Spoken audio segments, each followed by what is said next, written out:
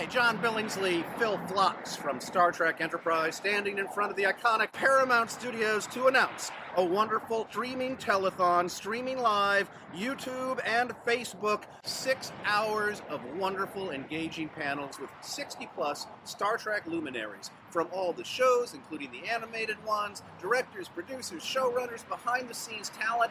Bursting at the seams, we will be with folks who have worked here for the last umpteen years. This is an opportunity for us to raise money for the Hollywood Food Coalition. We're an organization that helps people who are down on their luck. We provide a hot, nourishing meal to all comers 7 nights a week. We also share food and resources with multiple not-for-profits all through our city. Almost 100 other not-for-profits doing extraordinary work with their clients. We help provide their meal programs to augment and buttress their services. January 15, drop in, drop out. There'll be fun panels, there'll be giveaways, there'll be antics, there'll be theatrics, there'll be serious conversation. You'll have a great time. Tell your friends, share it on social media. Facebook, YouTube, live stream, January 15th, Star Trek, Paramount, me, car coming, don't get killed, getting honked at, must leave. Find out more at trektalks.net.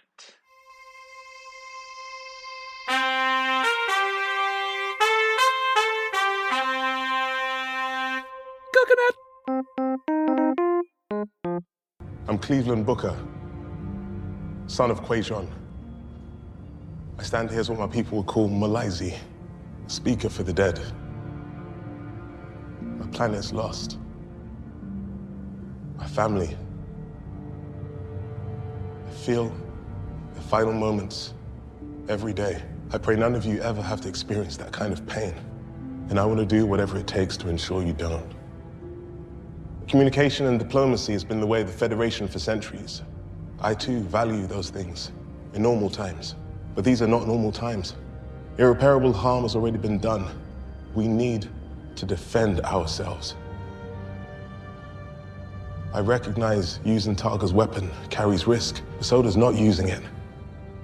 Don't wait until the people you love are taken from you before you act.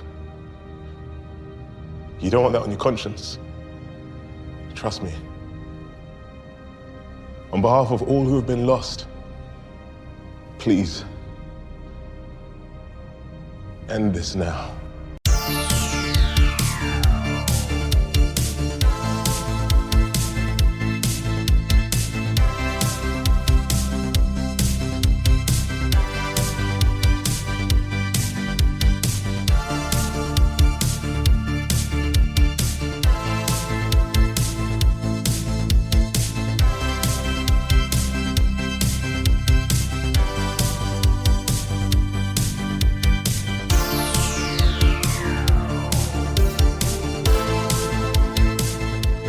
Welcome to Deep Space Pride, the gay Star Trek podcast. I'm one of your hosts, Johnson, and with me is my co-host, Mike Thurlow. Mike, how are you? I've never had a drum. It was like a drum entry like that. Fanfare. I don't know. Wow. It was very of the moment. It was very of the moment. Unscripted. Wow, to be ushered into the podcast with fanfare. Wow. I am good. I am good. How are you? I'm good. Well, I'm tired and I'm old. Now I'm officially old because I'm 40 now. Now you're 40 and I'm officially old. Oh, man. Yeah. And you're like, you celebrated 40. I'll take being back 40 if I could be in my present moment in life. How was your birthday? It was good. It was obviously a more intimate affair this year because we couldn't have like 25 people. So it was just a few friends and me. But it was nice. It was actually nice. It wasn't overwhelming because usually my birthday is overwhelming. And it's tiring and exhausting. This is actually fun. We actually got to talk, catch up. It was nice. Yeah. That's good. Yeah. So having been to your birthday party 2 years ago, right after we first met, that was very overwhelming. Your 20 closest friends and me Yeah. Yes. Well, good. That's important. And then you and I and Dennis ushered in the new year just a few days before. Correct. Well, you may or may not have had COVID. It is unclear. It's like results are hazy. The crystal ball is very hazy. Talk about a shocking day. Yeah, shocking moment in recent life. I guess a lot happened over the last 2 weeks, huh? Now that we're catching up. Yeah, exactly. I told you there was a lot to talk about. So I got a positive COVID test. As I was preparing to go visit family for after the holiday and spend a few days up with them. And so I was testing every day because I didn't know when the results were going to come back, and I wanted to just stay on top of it day to day. And so my first test came back positive, and it did utterly changed my life. Change your life, goodness. For 5 days. I mean, being isolated and having to report that to work and having all of that, all the notifications go out about it. Yes, through Christmas night, I was quote unquote positive. And then Christmas night, I got a second test back. So I tested let's just say day one, I tested, I got a positive result. I had gone the second day because I didn't know when these results were going to be, and I was just going to keep up with it. Second result came back on the second test I took came back on Christmas night and said I was negative. Right. So then, you're like, what is this all about? What is right? Correct? Like, I don't understand. Yeah.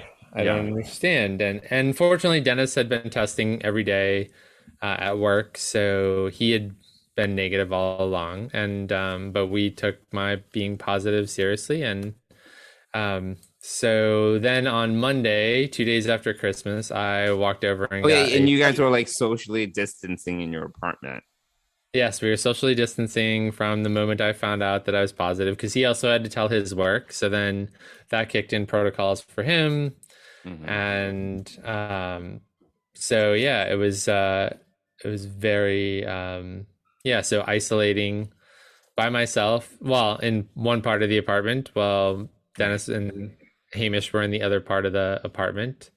Well, Hamish came to see you. yes Hamish traveled between the two, but we did some research, and dogs can get COVID too, so I didn't realize dogs could.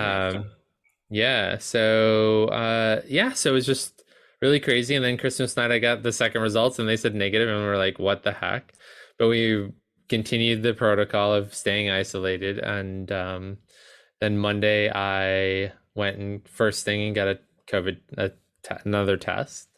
And then Tuesday morning, it came back negative. And so we were pretty confident at that point that I was negative, and had always been negative, and that the first result was a false positive, so which is rare, but it happens.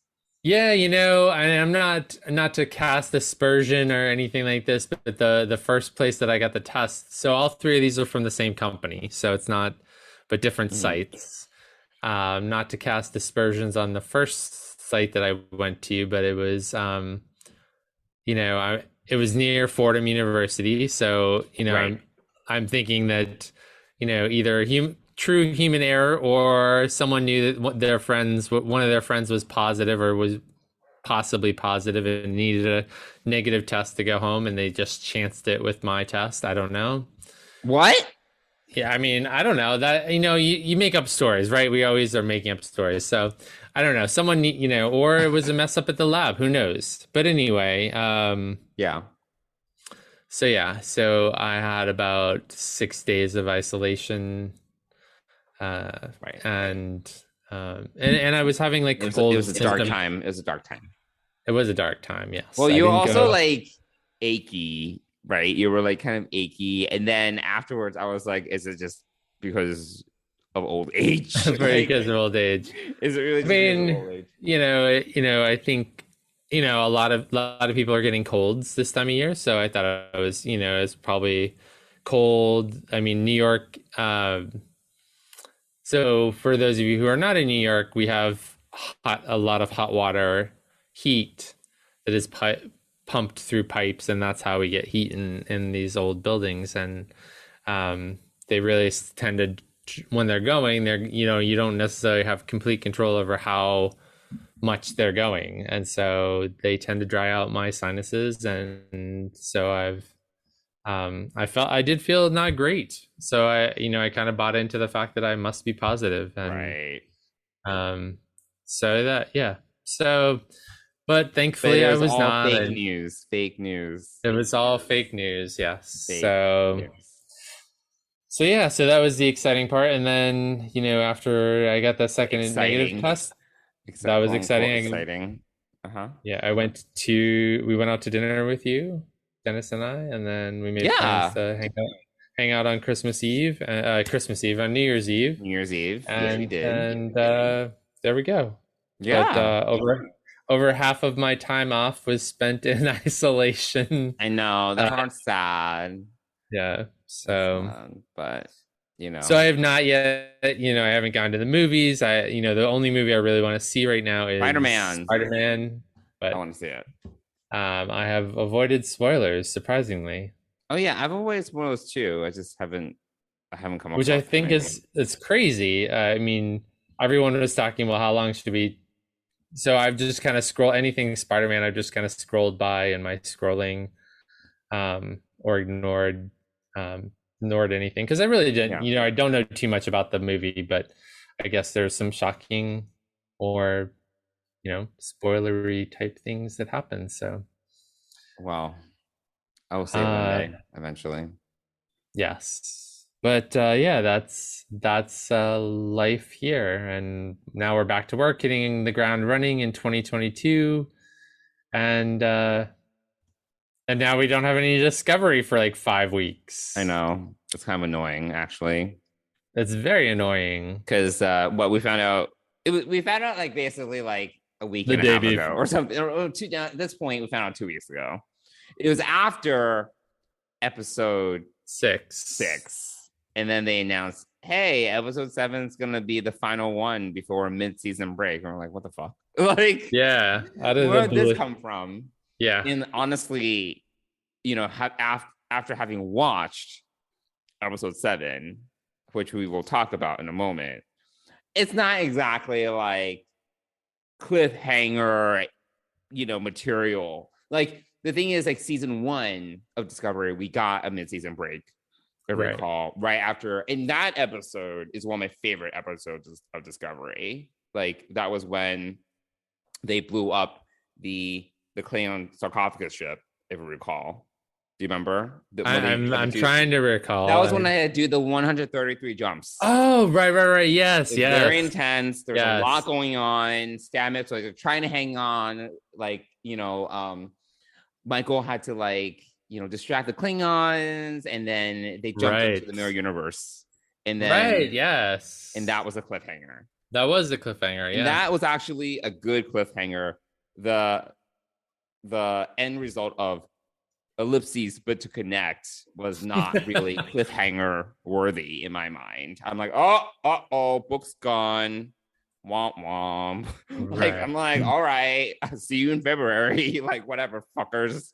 Like, so I don't know, whatever, it's fine. I feel like they needed to buy time. Picard's probably gonna be delayed. Like, they don't want to, for whatever reason, have 2 shows running concurrently. I don't know. Like, it doesn't make any sense. Like, I have no idea what they're doing. No, I think they're using Prodigy obviously as a gap filler. As a filler, yeah, it's like filler. But they also why I think they didn't run the first 10 episodes of Prodigy all in a row was because they had promised Discovery.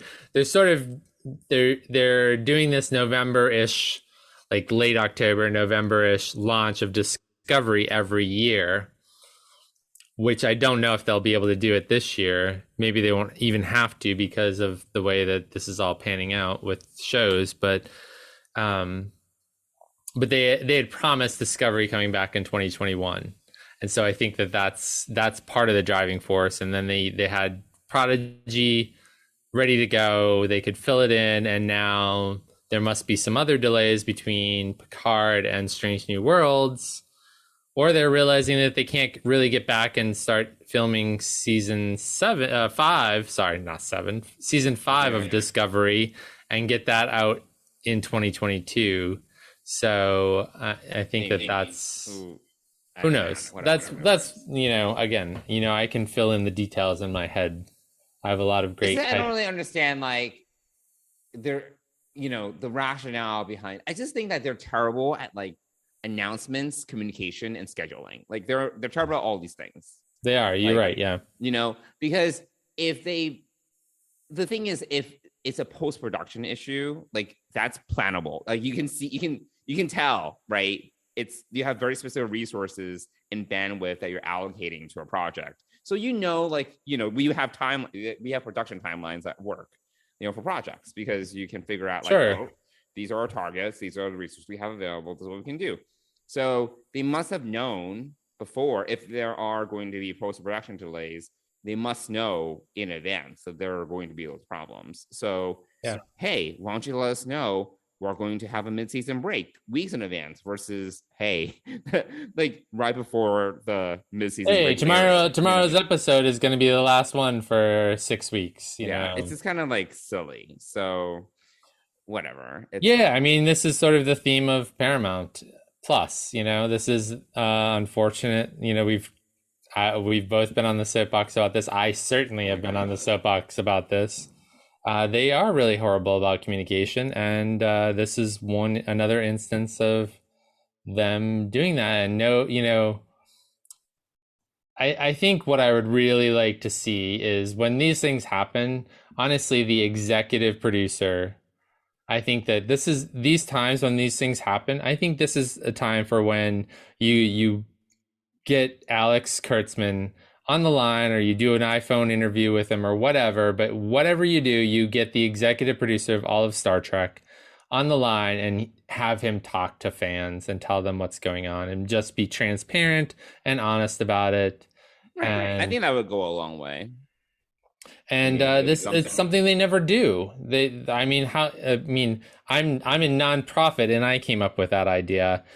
Seriously, why can't somebody in the executive branch of Paramount Pictures / whatever, Viacom / it's just ridiculous. It's like they have a bunch of a-holes running that joint. There are. It's an embarrassment. It's embarrassment. It is an embarrassment. It's totally an embarrassment. And obviously our international fans of Star Trek are completely victims of this as well, when they weren't going to launch Discovery Season 4 for months and months and months because they were waiting for the rollout of Paramount Plus internationally. They're dumb. They're just dumb. Whatever. They are dumb. It's fine. They are done. It is what it is. They are run by a bunch of idiots. Yeah, we have Prodigy to watch this week. It's fine. Right, and then I guess yes, we have 2. So we were off last week, and we have 2 episodes of Discovery to talk about today, right. And then probably maybe next week we can talk about Coda with Prodigy, because we'll have a very short Prodigy episode to watch and talk about, and we'll need something else to talk about. Yeah. But speaking of Coda, really quick, I do want to suggest, I've already suggested this to you, but I really want to suggest to our listeners that they should really check out, Coda is very good and enjoyable, but it's complex. But if you want a sort of episodic book to read that you can just jump into and enjoy, and it's mid Deep Space Nine season 5, I want to say. It's after Way of the Warrior. I think it's after Way. Takes place after Way of the Warrior, and it focuses on Jadzia Dax, and Kira's got a big place in it, and then Worf and Bashir. It's really a great book, and it's a standalone book on Deep Space Nine, and really highly recommend it. I really enjoyed it. So it's called Revenant. It just came out in December, and in late December. Well, before Christmas. Okay. and I highly recommend it. So, if you're looking for some filler Star Trek that's new, definitely check that out. Because again, here's another thing: we don't have any no new Star Trek books until May, I want to say, which is really I kind of miss those one-off Star Trek books. I mean, some of the best Star Trek books I've read have been these like one-off books. yeah. So it's been a while. I would count this as one of them, and it's by an author that I didn't know, and I'm really curious how he he has a really popular trilogy, a space sci-fi trilogy that I can't think of the name of, but his name's Alex White, I want to say, and so he wrote this standalone, so new to Star Trek, new author to Star Trek, and so yeah. But then I think we've got a dry spell of any external, secondary, what is it? What word am I looking for here? The other marketing pieces of Star Trek print, print. What are you talking about? Besides the television aspect of this is the other stuff. The other. You're in PR, don't you know what I'm talking about? Like, this is the like the extended universe. What are you talking about? Yeah, like sort of the extended universe, like the comics, the books, the magazines, that sort of thing. Like, oh, yes, sure. I don't. All right, well, we'll just move along then. Anyway, I think the next novel is a Picard novel that comes out in May, which will probably get pushed back if Picard got pushed back. So maybe we'll see what happens. Well, I mean, Picard was supposed to come out February? Yeah, I think it was supposed next to start. month. I think it was supposed to start in that February 10th or the following, sometime in late February time slot. Yeah. Yeah, I was like, I was hesitant to say because I was like, wait a minute, February is next month. Because it's not, I haven't heard anything. So I don't think it's going to happen. I would expect at least one more trailer of some sort, but whatever. And then we still have some Strange New Worlds. I don't know when that's coming out. Sometime this year. Hopefully. All right, cool. Well, that's kind of the life / Star Trek news update. So why don't we since we do have 2 episodes to talk about, why don't we get into them? So first we have episode 6 of Discovery season 4, Stormy Weather. How about we play a game? An odd request given the circumstances. Was that a joke? No, but it might help clear your head. You know what I mean. If it wouldn't distract you from your other duties. It won't, but I fail to understand how this can lead to a solution. I don't know either, but I've been playing this game to help me assimilate into my new body. And maybe, if it helps you too, then I'm not just a passenger hanging out in the lounge all day. It'd be nice to feel useful. In that case, I would love to play. Cool. So, Mike, what did you think? So I think we should do what we've done recently, which is kind of like maybe talk about actually there's one overall narrative for Stormy Weather for the most part, as I recall. But we can still talk about it in some sort of chunks. What did you think about Stormy Weather? What were kind of your takeaways and thoughts? Stormy Weather is an interesting one because I don't know. I felt kind of, and I think we sort of talked. We both had the same reaction. Yeah, it felt kind of repetitive. It felt kind of, tropey. Tropey, right? I mean, we were both kind of bored. We both thought it was kind of boring. Yeah, it wasn't. I think how we have to do this. I think there are 2 major things, right? One would probably be the whole they're in basically the void, right?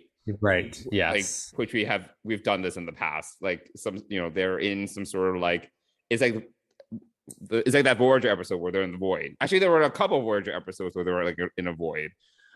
whatever, they couldn't get out. Whatever. Yeah. So that's one thing.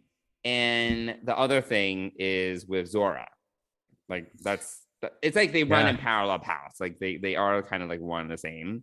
Yes. But why don't we talk about those two disparate items? Great. Yeah, let's do that. Yeah.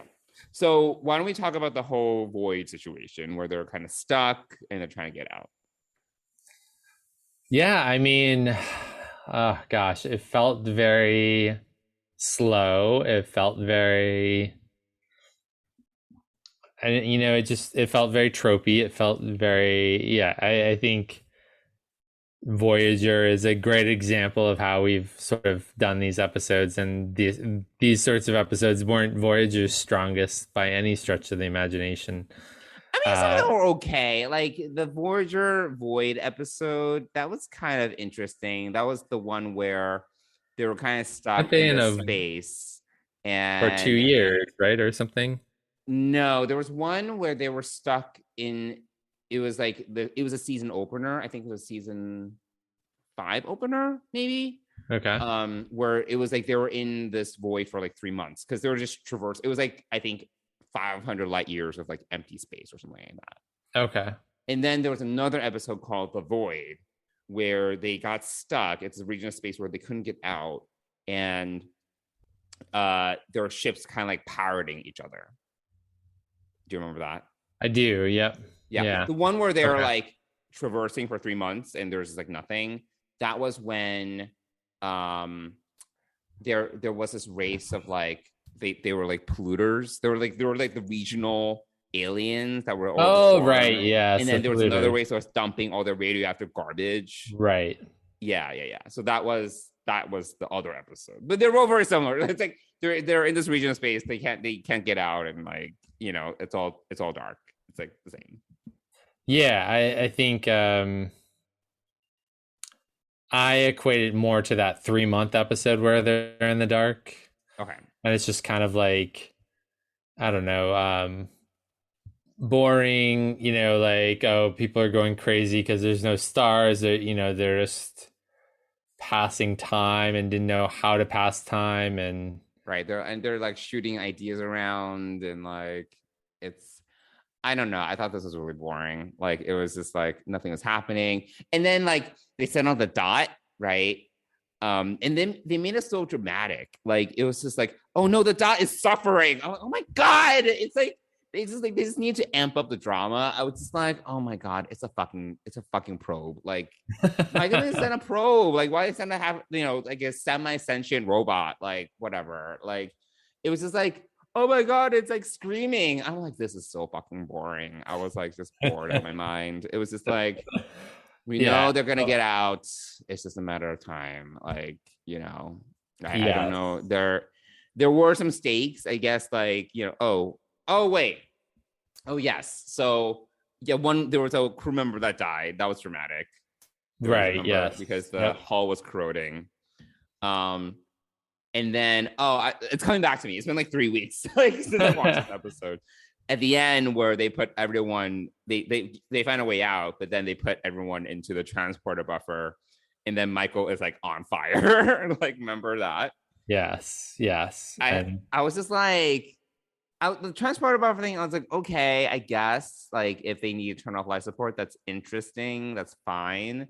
Yep. But I don't know why Michael had to be on the bridge. There's no reason why she had to be on the bridge, which was like very exposed out of like on the ship, like just from a area perspective. She couldn't go more, at least inside, to a more protected area. Yeah, to, right. Like, be on the bridge and like be on fire just for the drama. Like, it was just like so dramatic. Like, this is again my complaint about Discovery sometimes. It's like everything's super dramatic. It's like everything is amped up. All the feelings are amped up all the time. And it's just like, and Zora is like singing to the captain. I'm like, oh my God. I was like, get me out of here. Get me out of this episode. I don't need to be in this episode,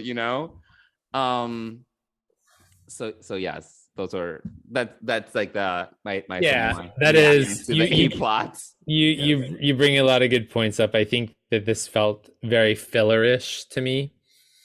It felt very almost, this is definitely written for COVID times, right? Very limited cast. Or, as far as, you have the bridge where everyone can be.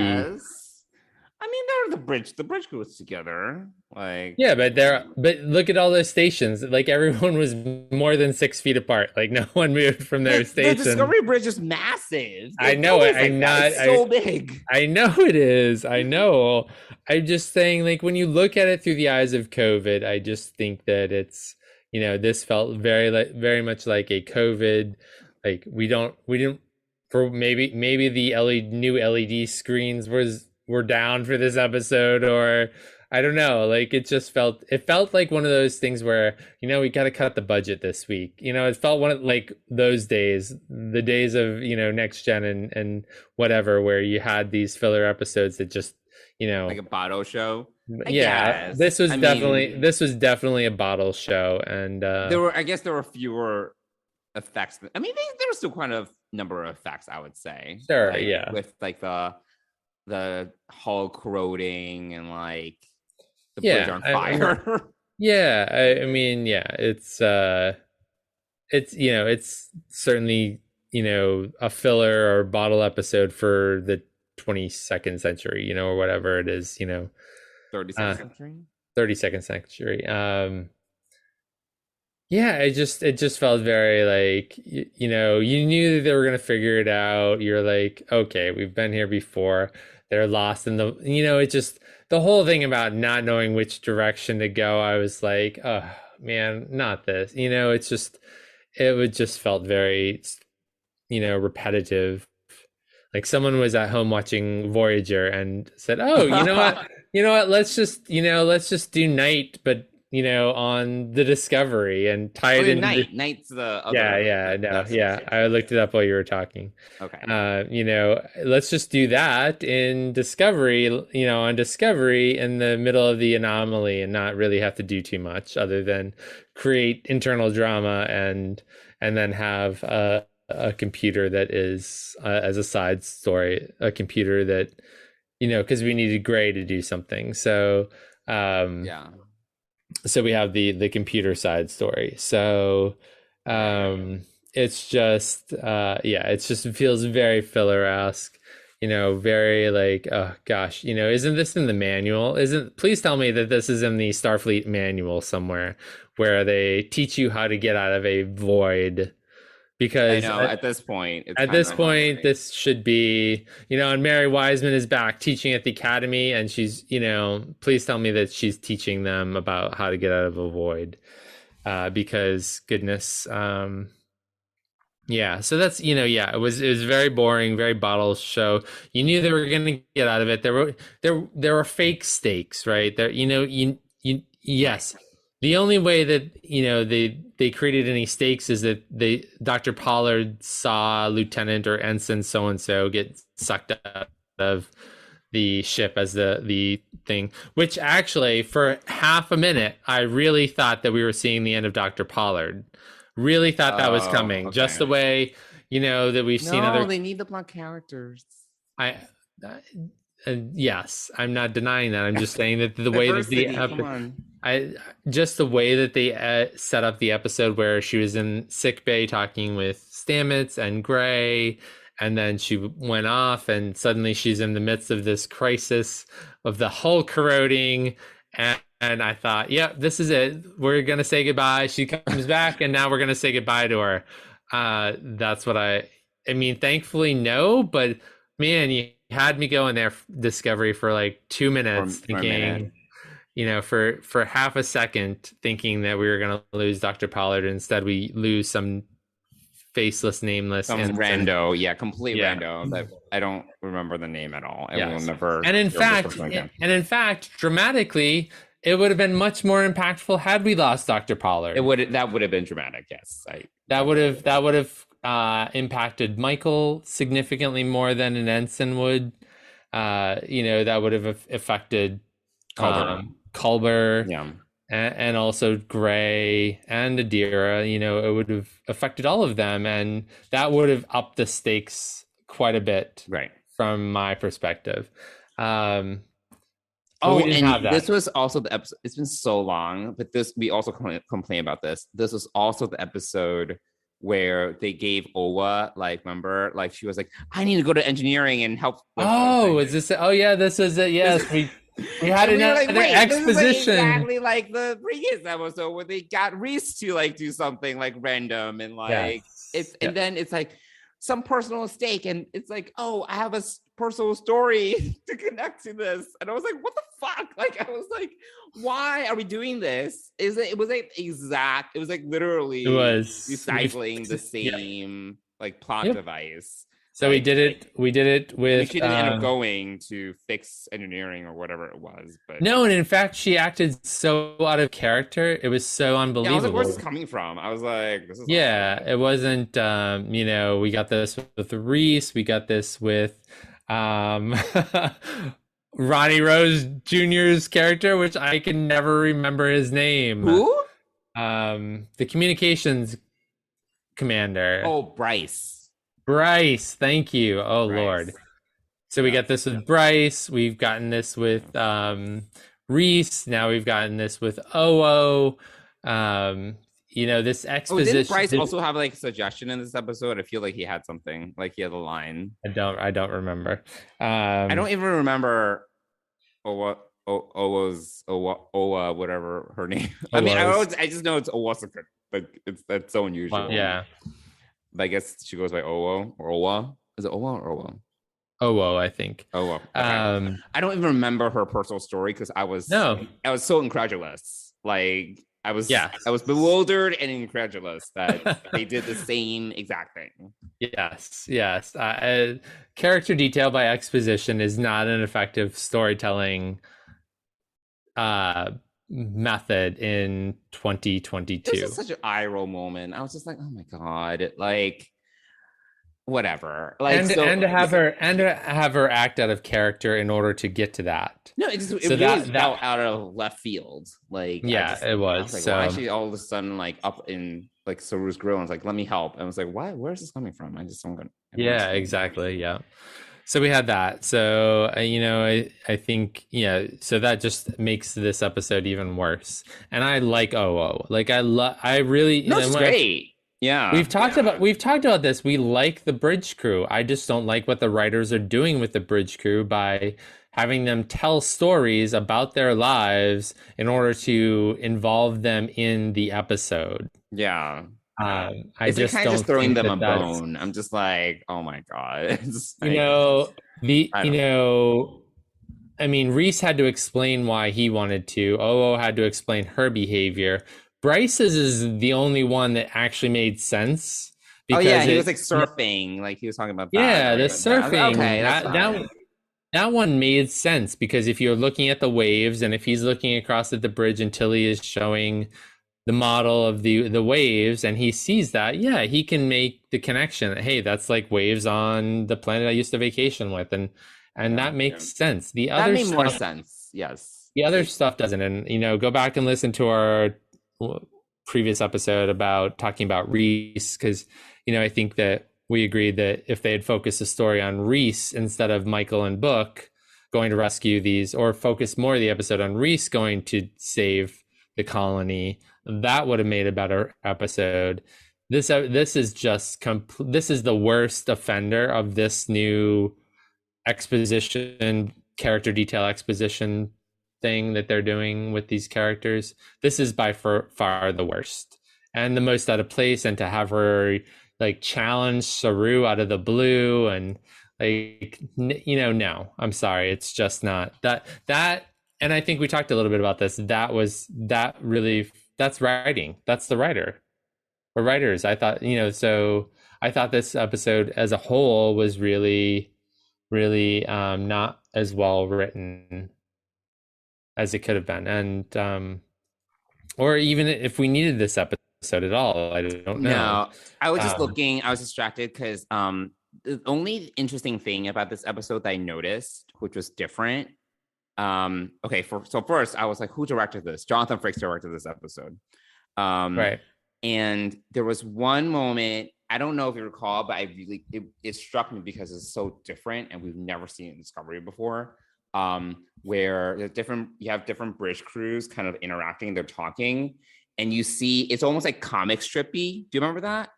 It almost like was like a comic strip kind of like intercuts, like where it felt very it felt like very like kind of like Marvel-y, like Marvel. Yeah, I was just gonna say the way you were describing that is how Marvel does it in some of their movies, right? Yeah. That was interesting. I thought it was a little different, and I noticed that Jonathan Frakes directed it. I was like, oh, he's trying something different. Yeah. With like transition scenes and stuff like that. That was the only thing that was a little bit like interesting and unusual. Yeah. But it only lasted for one scene, so whatever. Oh, okay. So yeah, I mean, this episode really, Stormy Weather really came down to the writer. This is just, I'm sorry, it's just not well written in my opinion. I'm just not a fan of how they did this. And then do you want to talk a little bit about the quote unquote B plot of Zora? Oh my God. Yeah. This whole Zora plot, which is like snorbest. Like and the problem now I think is that I don't think they know what to do with Gray as a character. Now that he has a body, I feel that they're trying to like find stuff for him to do, because he's not a member of Starfleet. He wants to go to Trill and be like whatever, like a guardian, right? Because this whole time he's been an accessory to Gray. To Adira. To Adira. To Adira. Messing up the names. So yes, so they don't know what to do with Gray. He's been an accessory to Adira. And now that he's in his own body, it's like, all right, now what to do with him? And they just give him this like Zora whatever to deal with, and I'm like, okay. And it was like just so boring. It's like, oh my God, like he's playing chess with Zora. I'm like, oh my God, like it was just like, well, this really has for me vibes of the M5 computer that took over the original Enterprise from the original series. I can't remember the episode's name, but anyone who knows the original series and remembers M5, the computer, they turn over to an AI. Essentially, they turn the Enterprise over to an AI, and it destroys 3 other Constitution class starships. Or two, and then they have to fight to disconnect the computer. So this also felt very like tropey, like reusing Star Trek episodes and things like that. So we've got this Night Discovery version of Night plus this M5 computer episode within one episode. And I'm just like, I mean, I get it that, I don't know. I think I'm really just disappointed in the originality that this is clearly written by someone who knows Star Trek well, and that's great. But why do we have to bring up the same stories? Like, there's so many good other types of stories to tell. Why can't we do this? Yeah. And so that's also where I find fault. And yes, the difference is that Gray finds a way to calm her with this Trill game. And, Zora is now having emotions and anxiety, which we've seen little bits of. And this is where it sort of comes to a much bigger head. And then, can Michael put her faith in Zora to get the ship out of this void while she finally has to go into stasis, into the transporter buffer, as the ship is like falling apart around her. What are you talking about? No, Michael doesn't go into the transporter buffer. Yes, she does. Towards the end of the episode, she has to. No, she's like on fire, and then she passes out. Like no. Yes. She goes into the transporter buffer at the end. Michael? Yes. No, I don't think so. And yes. No. She pull it up while I'm talking. Okay, I will. I am dead serious. Maybe I was so distracted by how terrible this episode was. She eventually turns the control of the ship over to Zora, and Zora gets the ship out of the void because Michael is dying or Michael is seriously injured, and she goes into the transporter buffer as well. And so it's Zora who so temperature rise, and Burnham asks Zora to bring the crew out of the pattern buffers when it's safe. With 4 minutes left, Zora offers a distraction from the heat by playing a song, and then Burnham just wakes up in the next scene. Yes, because she goes into the transporter buffer. No, she doesn't. She just passes out. All right, rewatch the episode. No, she doesn't. She does not pass out. She is already injured, and she gets put into the transporter buffer. Like Zora puts her in the transporter buffer, or yes. She does it herself, or somewhat, whoever. She ends up in the transporter buffer as well. With there's no way she's going to survive the last 4 minutes, and she has to go into the transporter buffer. No, I think she's going to die. Zora singing her the song. Nope. Absolutely not. She goes into the transporter buffer. Okay. Rewatch that. No, I am 100. Okay. I am. Yeah. Okay. You are buying me dinner this time around. Dinner? Wait. Let's do a drink. No. The last time the stakes were high, and I lost right away because you set it up. That's fine. But this is. It's been 3 weeks since I've seen this episode, so I'm not sure. I'm on very solid ground here, but no, I don't. Sure. But anyway, yeah, so that's how, and then she comes out of the rest. Then Zora brings the ship through, all right, and brings everyone out of it right after we finish recording. I'm sure you will, and you will text me and say you are right. I'm buying you dinner. Okay, that's fine. I don't mind buying you dinner. That's fine. I mean, so that's sort of the end of that episode, I believe. Yes, that's really the resolution is that Zora gets them out of the void. And that's it, and then the ship needs serious. Oh no! And then I'm reading Memory Alpha, and then Zora creates her own family tree. I'm like, oh my god, get me the fuck out of this episode. I was just like, and it's like the Discovery crew. I'm like, of course, yeah. It's just so overwrought and cheesy and like overly emotional, and everything's just ramped up to ridiculous levels all the time. Like it's whatever. This episode's terrible. I hated it. I didn't think it had. I think Jonathan Frakes. It wasn't an issue of direction. It was just really it was not, the material was not good. That's what I was saying. Yeah, it's not a well written episode, and it's very recycled. It's completely recycled, and it's a bottle episode for Discovery. Really. Cool. All right. So I think we move on to. I think we've killed that episode. Shall we go on to the? Shall we go on to the quote unquote mid-season finale? Mid-season finale. Yes, the quote unquote suddenly mid-season finale. All right. Ellipses, but to connect. Zora? Yes, Commander.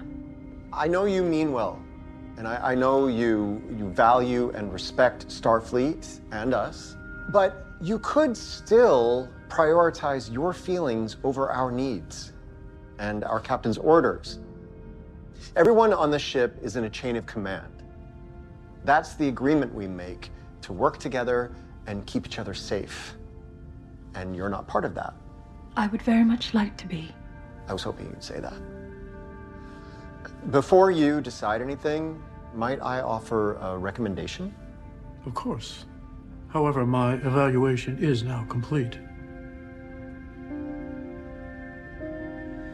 It's my official determination that Zora is indeed a new life form. It feels marvelous. What does? Being seen. Then Starfleet's rule against integrated AI does not apply. Correct. So, what happens now? You said you had a recommendation. Yes. I was going to propose that Zora join us. Join Starfleet as a specialist. Unless... I think it is a wonderful idea. Were Zora to swear an oath to uphold Starfleet bylaws, and were Captain Burnham and Admiral Vance to agree, she would be bound by the same rules that govern us all. I'll give it my full support. Zora, do you want to join Starfleet? I would like that very much. All right. So what happened this episode again?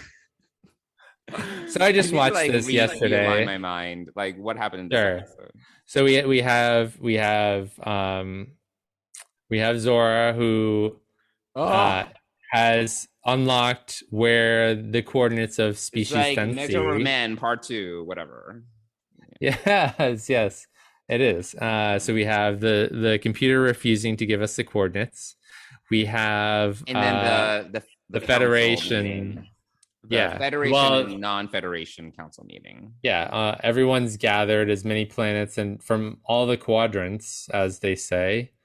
Whoever wants to be a part of this discussion on what to do about the DMA. So we have that. Then we have sort of a C plot, is this whole thing with Tarka, my favorite, not favorite, asshole of the year award, and Book, I guess. Yeah, so we have their little shindig. So that's sort of a C plot that obviously, as we know how it ends, or how the episode ends, becomes... And if you've seen the preview for the rest of the season or the next episode, I don't even know what it is. I think it's for the second half of the season. There's a 30-second trailer for the second half of the season already. You'll see that this is, we've got to stop them. Right. Then I'm not. So we have Zora, we have the Federation Council, or everyone discussing what to do about the DMA, and then we have Book and Tarka. So which one do you want to? Well, what are your overall thoughts? Let's do it this way. So I started the last episode on Ellipses, but to connect. What were your overall thoughts on it? And then we'll start talking about the the 8 plots. I thought But to Connect was better than Night Part 2 / Stormy Weather. I forgot the names, that's why I said Night. It was better, but I was still bored. Like I didn't find this episode particularly compelling either. There was a lot of talking, and going in circles.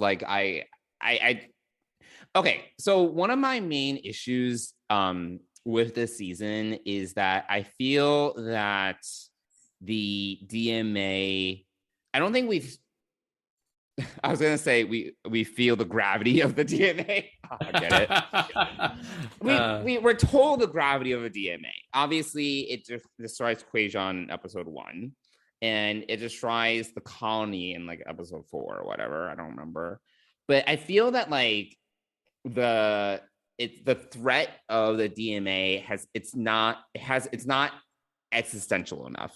It needs to be more.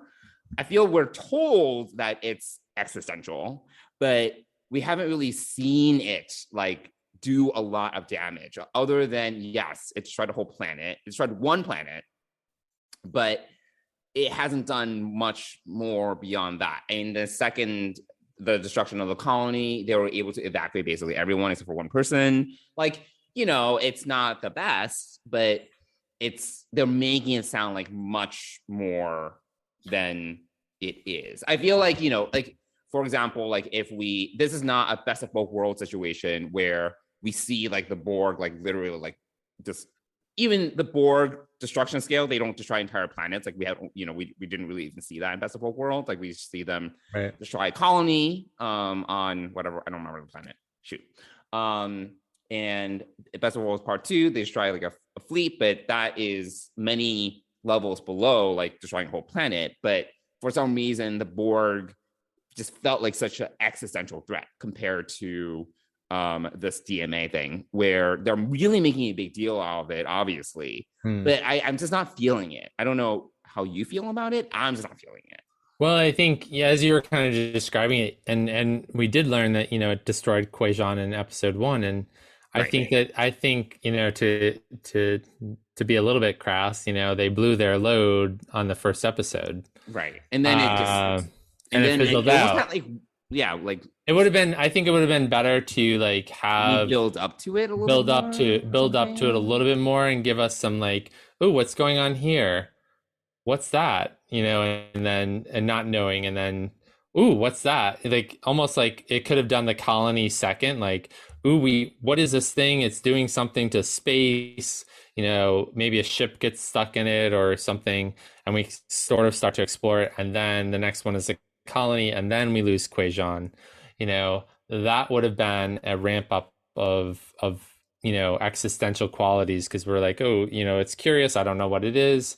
Oh, it killed this colony, we had to evacuate it. Oh, it just killed Quajon. Instead, we start with this big bang, which causes a lot of drama between Book and Michael, but it doesn't really cause a lot of drama outside of that realm, really. Because we've been talking about the DMA a lot, but we haven't seen much of it.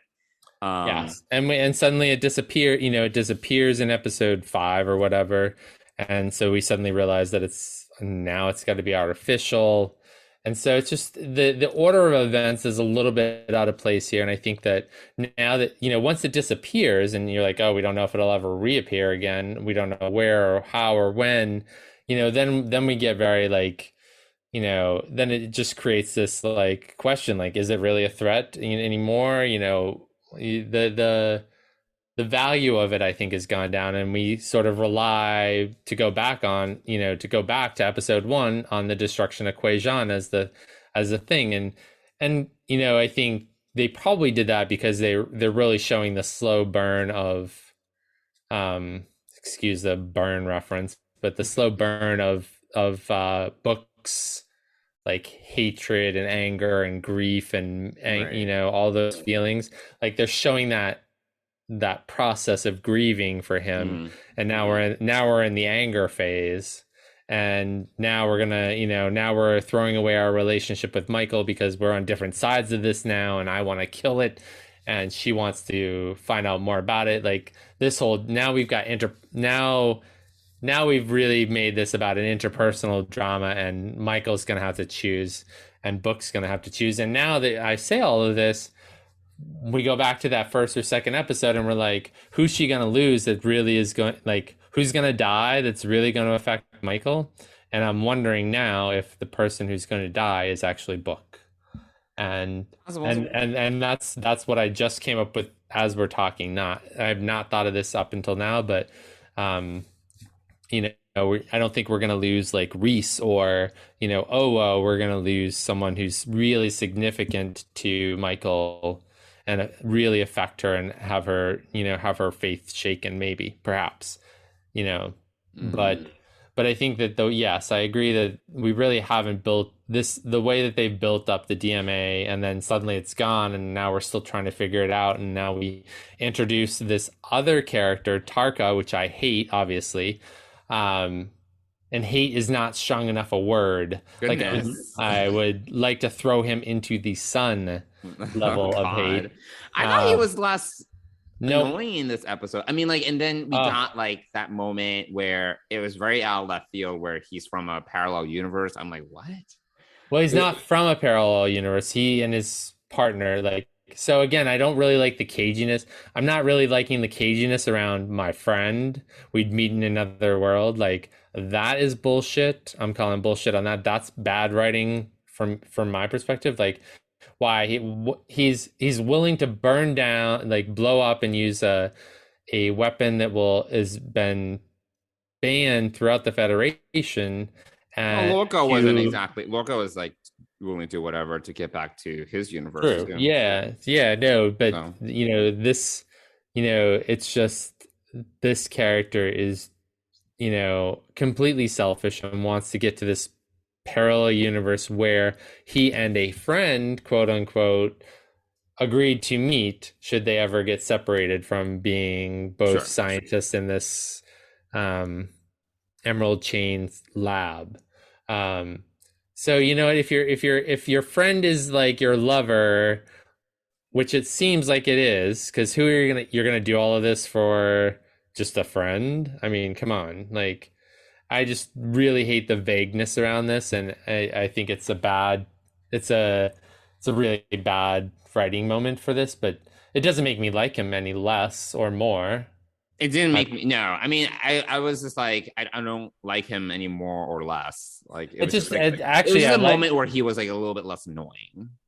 Yeah, but I think I did enjoy Book calling him out on his shit, and I thought that was really good. But then, Book, in that process of him calling him out on it, Book sort of bonds with him in a way that makes them like partners in this. Like, I can give you what you want, you can give me what I want, which is vengeance.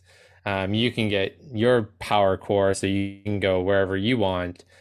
And I think that it's just, I don't know, I'm not really liking this dynamic at all. I mean, but and the fact of the matter is, like, everything that Michael says in this episode, everything she speaks to is true. It's true about the Federation. It's true, about all of this. And to vote and to have everybody vote on it, which seems crazy. I don't think it was just the 60 worlds of the Federation that voted. I think everybody got a vote. Well, obviously Earth didn't. Yeah, I didn't really understand how the voting worked, because I was like, why does Michael get a vote? Like, yeah, it's just like, who, yeah, who's voting? I didn't quite understand. Yeah, so, but I think that, I think that there was a lot of artificial drama created throughout this first half of the season that, I mean, that's a show sometimes. No, yeah, absolutely. Honest. No, it's definitely endemic of the show, but I think it would have been much more interesting to build up the deadliness of the deadliness of this DMA, and then find a species behind it, and then have to switch gears and go and be explorers again and meet this new species or whatever it is and go that route, which is much more Star Trek. Instead, we're doing a lot of work with death and grief, and which is also Star Trek to some extent. But yeah, it's just like with a serialized show, it gets drawn out, right? Like, exactly. Yeah. So, I mean, like, it's funny because the book processing it's gonna be the whole season. I think it's basically gonna keep on going. Meanwhile. Some other things like Tilly's was relatively fast. Like, it was like pretty much wrapped up in like 3 episodes. And then Culber, I don't know if we're going to revisit that, like some of his struggles. Like, I'm not sure. Right.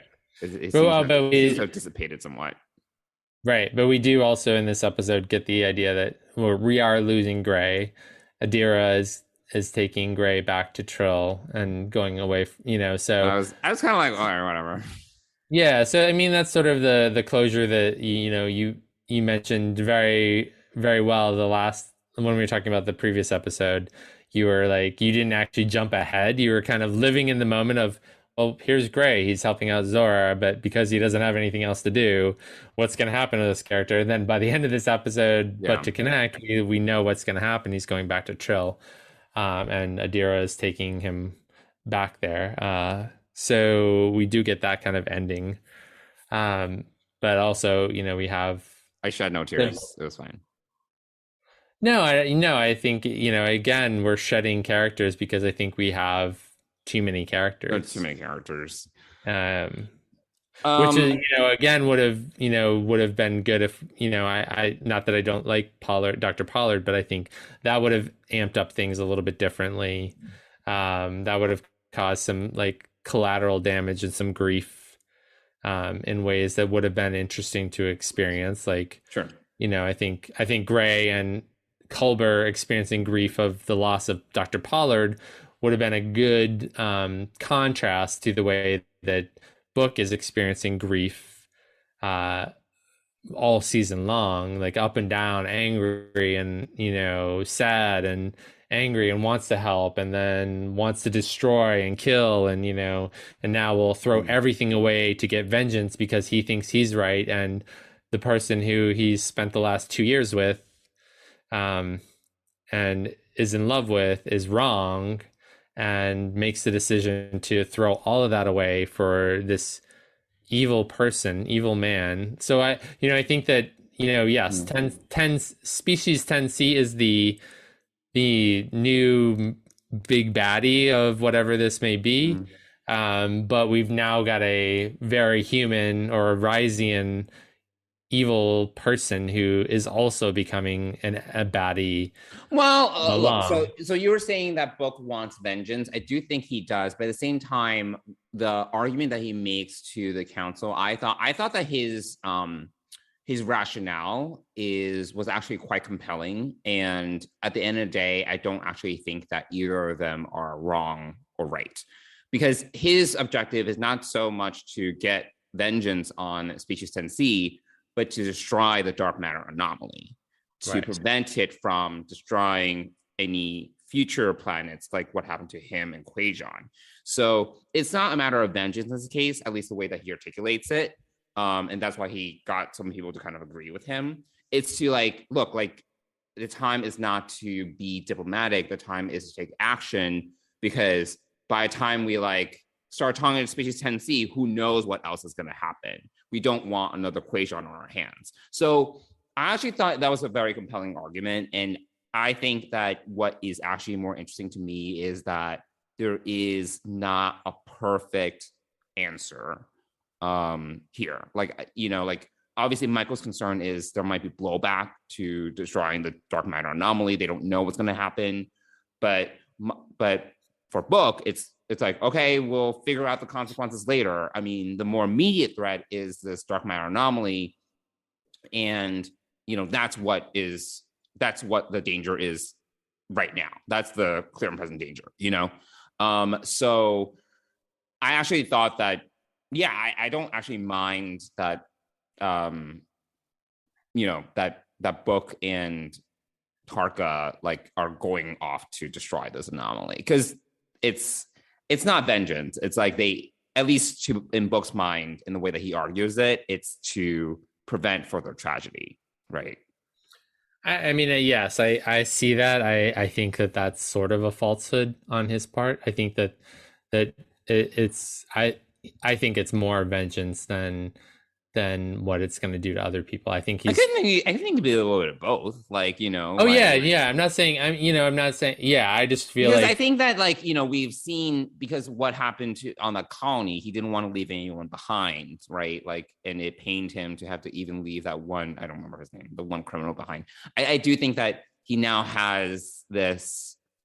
It's not exactly the same as Michael's savior complex, but he doesn't want anyone else to suffer. He doesn't want anyone else to have to die because of this anomaly, right? So I do think there is an aspect to where he wants to save people. I do think he is angry. I agree with you. But I think it's not necessarily black and white. I think it's a little bit of both. No, yeah, I'm not. Yeah, this is definitely no. I think this is a really good debate, because I don't think it's black and white. I definitely think there's a lot of gray here, but I think that I think Book is falling into the trap, or he's called Michael out on being a savior before. Mm-hmm. And I think that in this case, he's sort of adopting that tactic. Now he's sort of seeing the value for himself and how he can be the savior of this, and also get vengeance at the same time. He's angry. He wants them to pay. He doesn't care. I think that there's a lot in that. So I think that it's interesting, because I think Michael, we've seen over the last few episodes, Michael's maturity is growing as a more thoughtful captain, and now Book is sort of inhabiting that savior complex paradigm of that she used to do, and she's realizing. I actually think that she's realizing that there is. She's going the right direction for a Starfleet captain and a member of the Federation, and I think that I think this will be a good example for her to see how in the past, or and even in the future, that she can't be that savior anymore, and she's probably going to have to come to terms with that. And I think that, going back to what I said earlier, I think that the Book is going to be the casualty of all of this, sure, which will definitely affect her in multiple ways. But I think also, I think this will be an opportunity for her to say, he's chosen his path, and I'm really upset and sad to lose him, and I can't save him. Actually, that's, the more I talk about it, the Maybe, more, yeah. yeah, I feel that this is, if I were the writer of this series or a, producer on this is the direction I would see us going. But we've been wrong before, and Sure. there are clearly some not so great writers on the staff, not, or, there are some clearly, not that they're not great writers, but that they've written some less than stellar episodes. So, Sure. Yes. So do we want to talk about the whole Zora B plot, I guess? Yeah, I think that's, we've sort of done A and C, so let's go back to the B plot, which is, which I have to say, rewatching it yesterday, my favorite part of all this is the progression that Stamets goes through in this. Yeah, that was my favorite part too. And his fears about control are totally justified, like, because that was a problem. That was a major issue in season 2. So I'm glad that they, I'm glad that they referenced that, and it makes sense. Like, like we've definitely seen AI go off the rails on Star Trek before, so this is not, right. We literally talked about that, the first half of this podcast episode. So I think that his arguments, especially towards the beginning, totally make sense. But I think obviously Zora kind of wins him over, right? Like with her, like her personality, but then also like the realization of like, oh, she wants to join Starfleet. Like there were like a couple cute things like that I thought were interesting, that I kind of liked. There was just like a lot of talking, it was fine. It was fine. Well, it was a lot of really valuable discussion, though. I think, talking about the sentience of life and choices people have to live their life, and how one person shouldn't control another person's existence or life. So I think that there's a lot of great Star Trek themes in this discussion. But I think what's really stellar is Stamets's growth through this, and the way that he talks himself through that, but also that the crew support him in this journey. And also I have to say, like, I really enjoyed that this is this is sort of a model of transparent communication. They're having the discussion out in the open, which is totally contrary to how he comes in and starts. He wants to kind of hush and, which is that's true, which is totally understandable. But I think that this is a great example of how transparent communication with someone can help you understand them and understand yourself and one another. And that this is just a really great model for growth and exploration. So I think that that's really,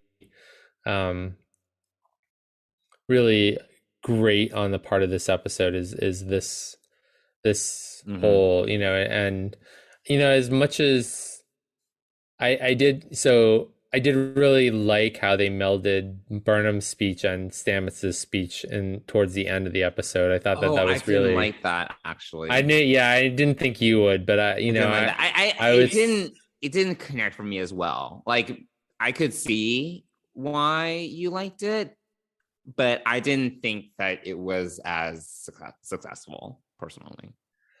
Yeah, I mean, yeah, I think it needed to be that way, though, because we had already kind of heard Burnham's perspective on it. And so it's sort of, I think it would have been repetitive just to hear Burnham speak up. But she needed to speak up. That was part of the deal with the president. Someone needed to speak up and take that side, and no one was, and she had to. But it wasn't anything that she hadn't said before, really. Right. So, interspersing that with, Stamets coming to understand, connectedness and trust and all of that he had to go through in order to get to a place where they could come up with a solution for Zora. And then in the end, you learn that David Cronenberg, I can't think of his character's name. He's just going to be David Cronenberg. Kovich. Yeah. Kovich was actually really analyzing Stamets, Right. not So that Zora, was as so much. interesting. That was a really interesting twist on this. But I also think that, and then, obviously it's a nice tie-in. I know that this is a little bit tropey to some extent, but the Gray brings up the whole idea of, they get to decide what their body, Zora will get to decide what kind of receptacle she's going to end up in if that is how that storyline progresses. But so that's a nice touch. I think that Well, wasn't Zora like, this is my body or something? Yeah, she was like, Discovery is my body, so I'm interested to see where it goes. I just hope it doesn't become this. I hope that this B plot really should become more of a C plot now that we've got an emotional computer, and now she's sort of relegating herself to the chain of command somehow. I hope that we can kind of move on from that and kind of. I'm ready to move on. I don't need us to belabor. Yeah, I think these AI discussions can get really long in the tooth and kind of repetitive and boring. So I'm hoping that we'll get something different going forward. But I'm sure we'll revisit it. No, I'm sure we will too. Sure. Yeah, absolutely. I mean, knowing the writers, I don't think we're gonna let that go just yet. Well, and that we still have, even though it's sort of slightly out of sync with where things are at. I mean, we do sort of have this short treks thing to tie into. So, I don't know if they're going to be able to weave that in or not. But at any rate, there's that piece of it too. But I'm interested to see what happens. I'm really proud of Stamets. I thought that was a really strong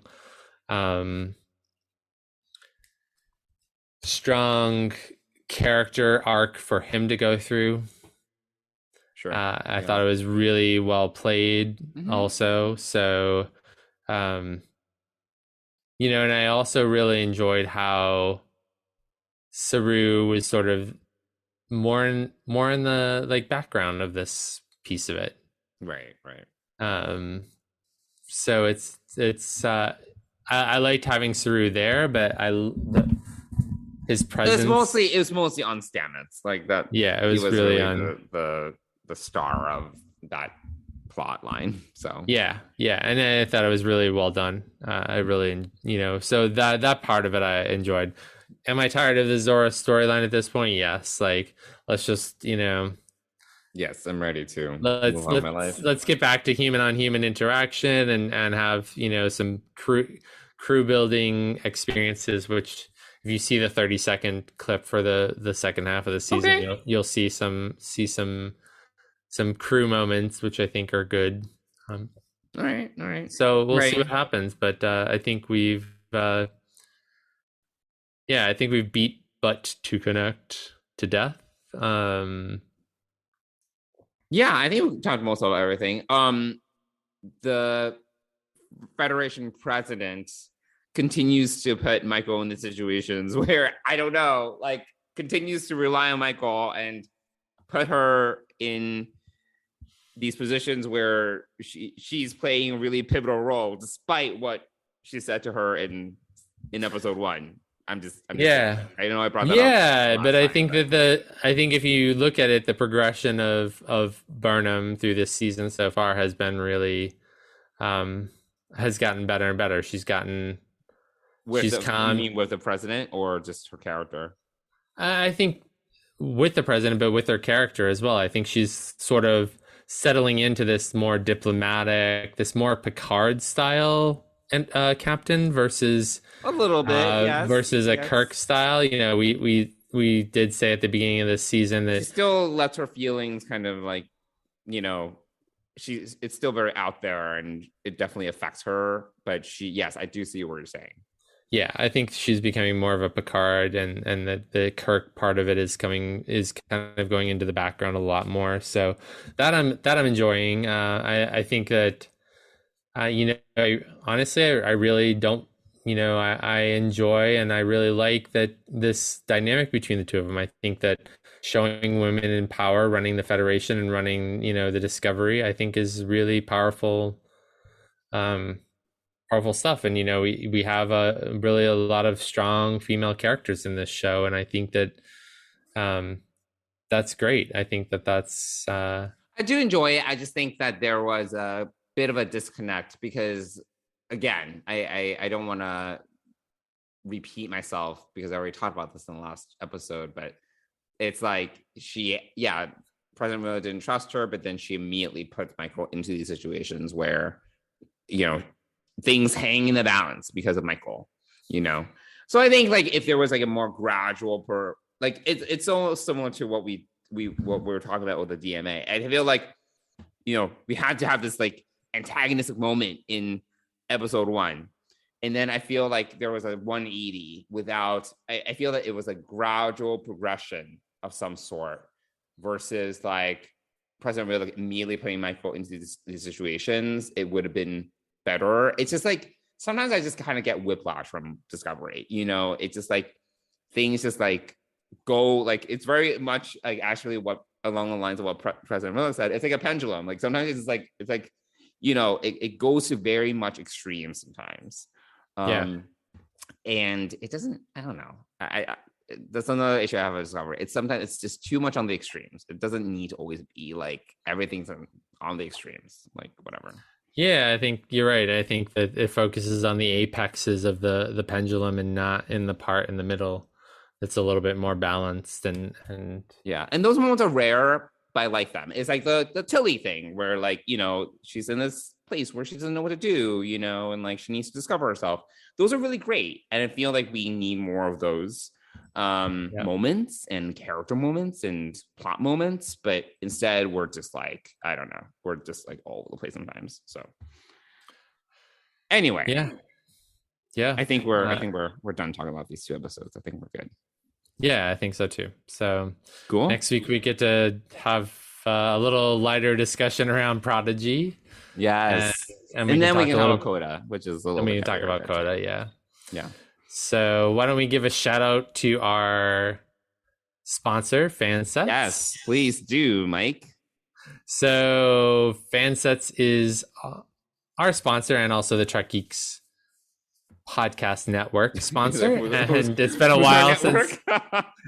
while since I've had to do this promo, but Fansets has got over 400 licensed Star Trek pins to choose from now. And the new releases at the beginning of this year and this month are a Star Trek Discovery series logo pin, as well as a farewell pin for Nichelle Nichols Uhura. They're calling it a micro crew pin, but I don't know that doesn't really jive with their other. What's that? It's a farewell pin, is it? Yeah, it's a farewell, Nichelle Nichols farewell pin. But it's more like she's it's dead? not. No, she's not dead. No. She did just at the beginning of December. She did her final convention appearance at the LA Comic-Con convention.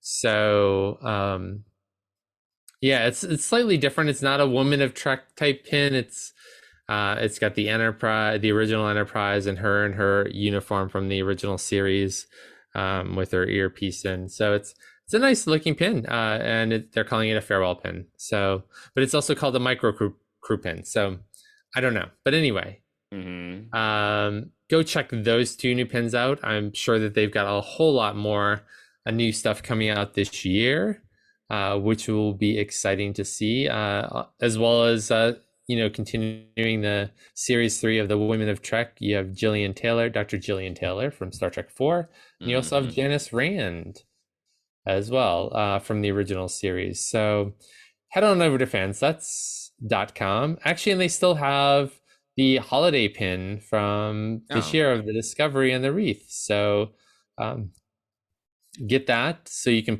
hang it on your tree next year. Thank you for giving me one. You're welcome. It went into the box. I didn't throw it in the garbage. So no, it did not go in the garbage, you liar. No, It no, went it didn't. I'm saying it went into the box, not the garbage. Not the okay. Yeah. Yes, it went into your Christmas ornaments box Correct. for storage. Correct. Excellent. So head on over to Fansets, put a bunch of pins into your cart. If you spend more than $30 in the US, you're going to get free shipping. And if you use the code DSPRIDE, all one word, in caps, you're going to get 10% off your order. And we want to thank Fansets for sponsoring Deep Space Pride and the Trek Geeks Podcast Network. Thank you, Fansets. Cool. All right. Well, that does it for this episode. We would love to hear from all of our listeners, however many of you there are. So you can reach us on social media, on Twitter and Instagram at Deep Space Pride. And you can also email us at deepspacepride@gmail.com. There we go. Cool. We're back. Our first episode of 2022 is in the can. Yes, 2022. Yeah. Will we have 52 weeks of Star Trek this year? TBD. That's what it looks like. So we will see. Yeah. Cool. All right. Thanks, everyone. Talk to you guys all soon. Yeah, thanks for listening and have a great week. Bye. And happy New Year. Happy 2022. Oh, yes. Happy 2022. We'll see you next week. Bye.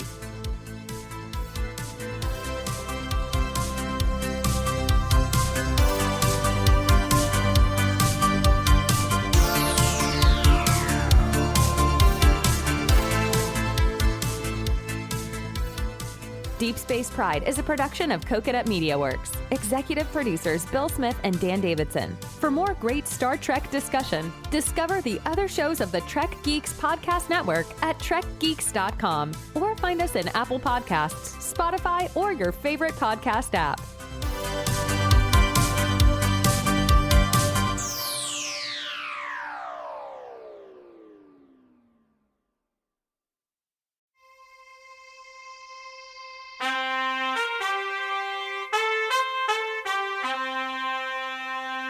Coconut.